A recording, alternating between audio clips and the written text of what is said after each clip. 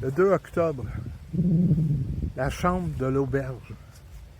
À l'entrée d'un village, il y avait l'auberge du Coq Rouge. Elle recevait les visiteurs depuis toujours, les voyageurs d'un peu partout. Les chambres étaient propres. Toutes, sauf une, la chambre numéro 7. On ne savait plus d'où venait sa réputation. On disait qu'un marchand y avait été retrouvé mort, le sourire figé aux lèvres. D'autres racontent qu'un soldat y avait passé une nuit entière à hurler avant de s'effondrer au matin vidé de toutes ses forces. Depuis ce temps-là, aucun client dormait 2 fois dans cette chambre-là. Une nuit d'automne, un vendeur itinérant de passage, brave puis lui qui ne croyait pas à ces histoires-là, a voulu la chambre 7.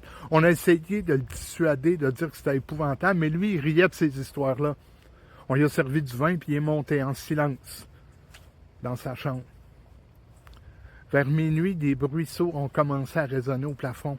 Les planches craquaient, les tables bougeaient tout seuls. Le patron de l'auberge était blême, les servantes n'osaient même plus bouger.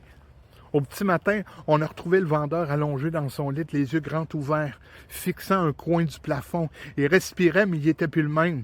Son regard était fuyant, sa voix éteinte. Il a quitté l'auberge sans dire un mot, il a disparu de la région. Puis depuis, la chambre du numéro 7 n'a jamais été louée à personne.